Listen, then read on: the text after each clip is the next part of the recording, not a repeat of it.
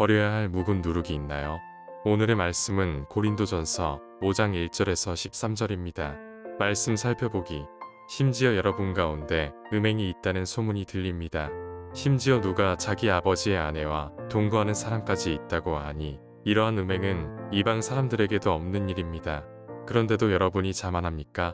오히려 여러분은 슬퍼하고 마음 아파하며 그런 짓을 행한 사람을 내쫓아야 하지 않겠습니까? 내가 비록 몸으로는 떠나 있으나 영으로는 여러분과 함께 있어 내가 마치 여러분과 함께 있는 것 같이 그런 짓을 행한 사람을 이미 심판했습니다.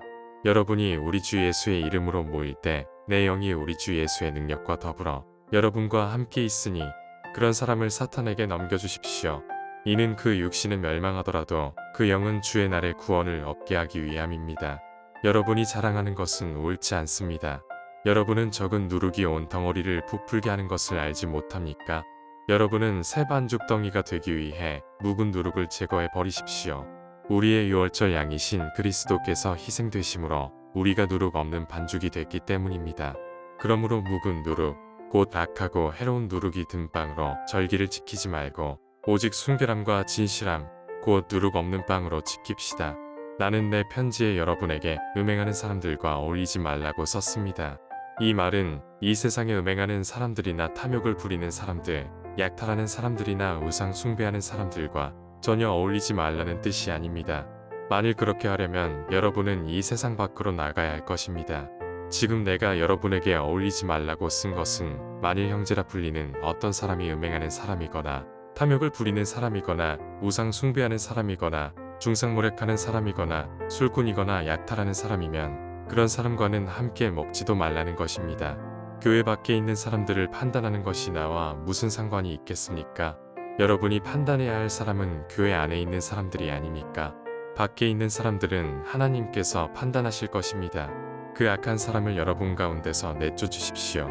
오늘의 팁 5절 육신 헬라어 사르코스로 사륙체 인간의 본질 연세의 상태 등을 뜻합니다. NIV 성경은 동일한 단어를 심플 네이처 즉 죄된 본성, 육체의 소욕으로 번역하였습니다. 5절을 현대인의 성경으로 보면 이런 사람을 사탄에게 넘겨주어 육체는 파멸되더라도 영은 주님이 재림하시는 날에 구원받게 하십시오. 라고 되어 있습니다. 9절 내 편지 고린도전서 이전에 쓰인 편지로 음행하는 사람들과 어울리지 말라는 내용이 포함된 것으로 보입니다. 이어지는 10절에서 13절의 내용으로 볼 때 바울은 고린도 교회가 자신이 이전에 쓴 내용을 잘못 이해하고 있는 부분이 있었기에 다시 명확하게 설명하고 있음을 알 수 있습니다. 말씀 이해하기 사도 바울은 고린도 교회 가운데 음행이 있다는 소문을 듣고 이를 직접적으로 언급합니다. 바로 어느 교인 하나가 아버지의 아내인 계모와 동거하는 음행입니다. 바울은 교회 밖 이방인도 행하지 않을 이런 음행이 교회 내에 있는데도 스스로에 대해 자만하고 자랑하는 수신자를 책망합니다. 그리고 이에 대해 슬퍼하고 마음 아파하며 죄를 행한 사람을 내쫓아야 하지 않냐고 묻습니다.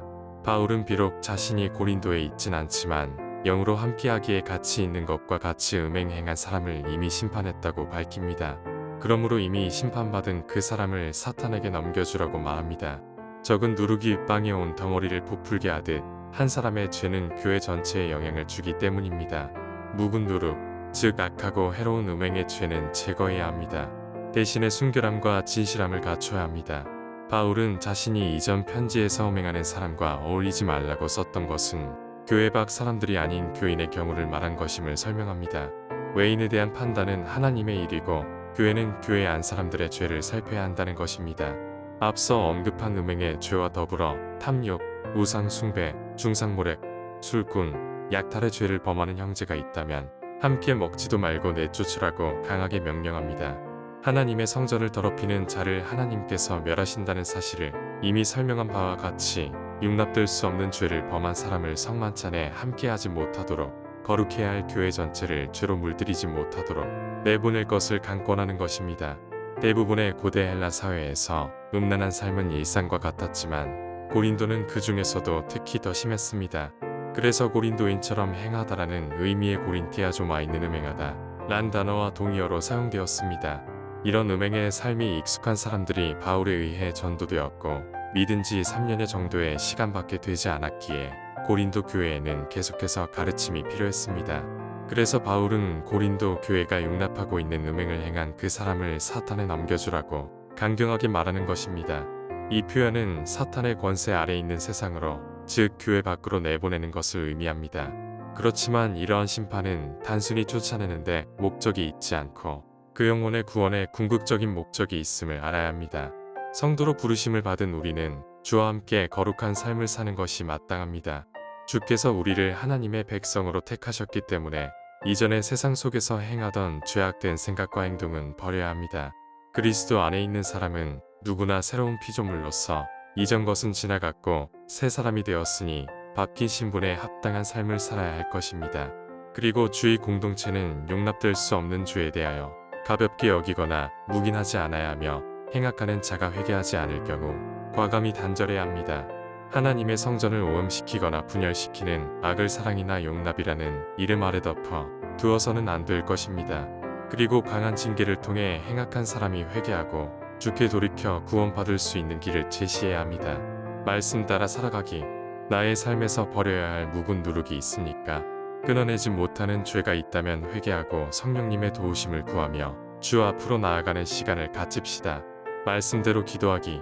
명예와 재물, 쾌락 등의 여러 모습으로 교회 안에 자리 잡은 우상들이 사라지고 그리스도인 개개인을 비롯한 모든 신앙 공동체가 순결함과 진실함이 가득한 하나님의 성전으로서 새롭게 되도록 함께 축복하며 기도합시다.